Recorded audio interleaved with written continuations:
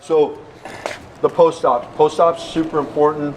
All right, having those skill sheets, like I was telling you guys, part of that post-op is also your trailer. So just like how on our pre-op, right? When we're out there on the ramp, we weren't doing the pre-op on the trailer. We just kind of went over things that we need to look for on the trailer. For my agency, once again, I would put the ball size in like a label on the side of that thing, just so that doesn't get screwed up. It happens to us all the time. So overall, just check out the condition of the PWCs of the trailer. Make sure it gets noted. Then take everything off. Okay. So what we mean by that is open up all your compartments, let all your compartments air out. Make sure there's no standing water in any of your compartments. If you have metal, any kind of carabiners or anything that's going to rust, make sure that stuff gets taken out of there. One of the other things that you guys haven't gotten yet are your long handle tools. So figuring out your long handle tools, pull those out and rehab those long handle tools. All right, they're going to rust. I mean, probably not as much as mine, because mine end up in the salt water a lot, right? But they're going to rust. I've tried expensive ones, and now I just went back to the Harbor Freight ones, and it works fine. But get those out of the PWC, dry them, spray them down with silicone spray. Like I said, get everything opened up, ventilate everything. Follow the manufacturer's specifications for how they tell you to leave your fuel cap. All right, most manufacturers tell you to back off that fuel cap so it can actually breathe a little bit too. The downside to that, right, is that is one of our pre-trips. We have to make sure that fuel cap is locked back on. Okay. If you guys are filling up fuel, remember one of the big issues with the Yamahas, and it can be an issue with any ski, but if you guys are fueling at the pump, just letting that pump sit in there can cause problems with that. There's a nut basically on the back side of that, but that pressure of that pump sitting on there can kind of give that, cause that to give way. So, and that's one of the recall items on the Yamahas. So make sure that stuff's all good to go. Overall condition of your rub strands. Remember, these are your rub strands.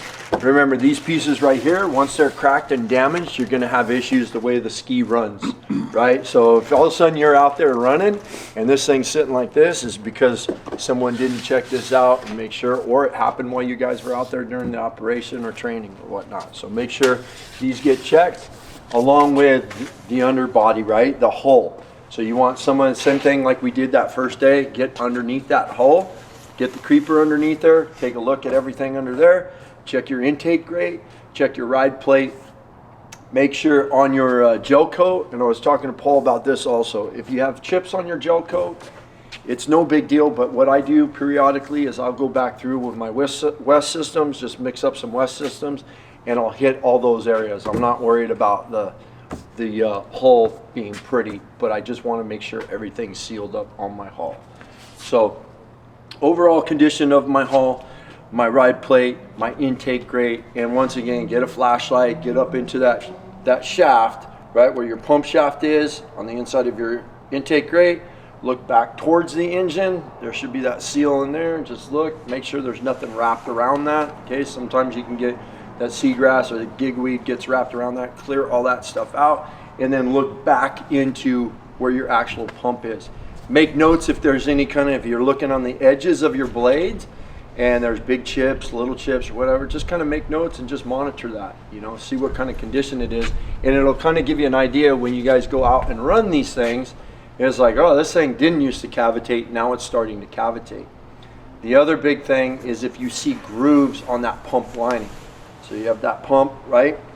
You actually pump, and then that pump lining. If you have big grooves on that pump lining, that's going to end up being an issue too, right? It's probably about $300 to switch one of those things out.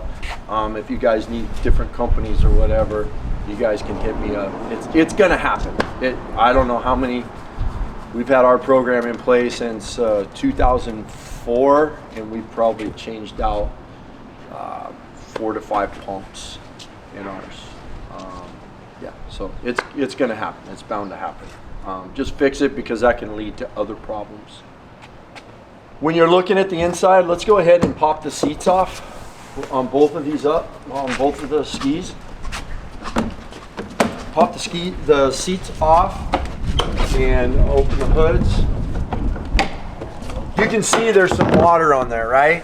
A little bit of water on there, right? So if it's not real bad, as far as what we want to do is blow that off, right? So we get the air gun out or a blower, just kind of blow any of that standing water off. If it's really not that bad and we can wipe it without, you know, that works too.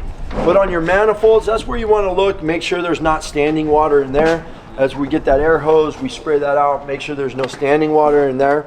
Okay, and then I talked about, and you guys, I'm sure you guys don't have it yet, but the design of all these PWCs, no matter what brand it is, you will never get all the water out of the bottom of them, all right? So we want to get to the point where we're getting that water out. So having a shop vac with an attachment on it where we can get that out, it's going to make it better later on. Like when you start doing repairs and stuff, you won't have as much corrosion, electrolysis on all the little nuts and bolts and so forth. If it's looking like this, you're solid. Blow it off, get that water out, that standing water out that's in the bottom of the hull, and typically it's going to be right underneath your engine there. Get all that stuff out, and then you're pretty much good to go. You're ready to coat this thing with silicone spray.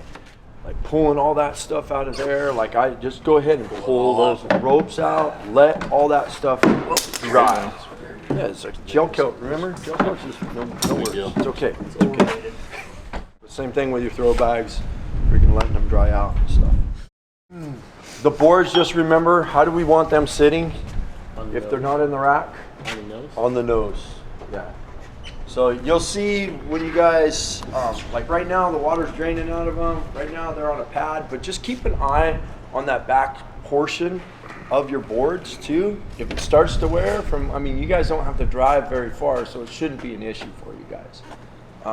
But best practice is storing them on their nose, but as long as you don't have any issues with them, you'll be fine. All right, so a couple different things. This stuff can all be taking place at the same time.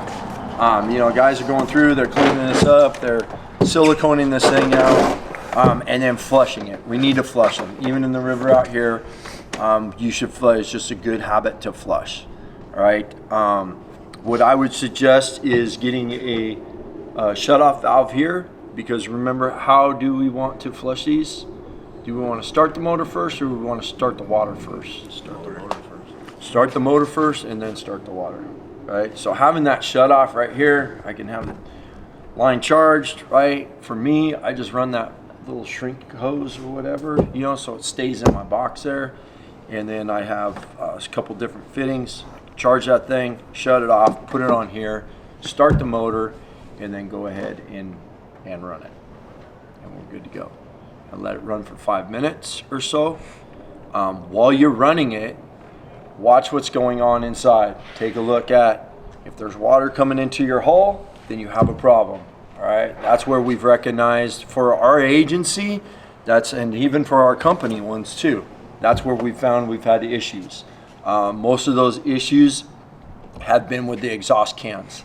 So it's typically in the bottom of the exhaust can, right? Because that's part of your cooling, right? It goes through there, so you'll get that electrolysis, that corrosion in the bottom of the exhaust can. It'll just be a couple pinholes, and all of a sudden you'll see the hull start filling up with water. All right, so it's like, okay, got a problem. Take the thing in. The other item is your hoses, right? And it's a little different for a lot of our stuff because once again, we're running in the surf, so a lot more bouncing and a lot more friction going on in there, but it can happen out here, right? I mean, things move around. So with that being said, pay attention to where your tie wraps are, right? With the silicone spray, you are going to cover everything, right?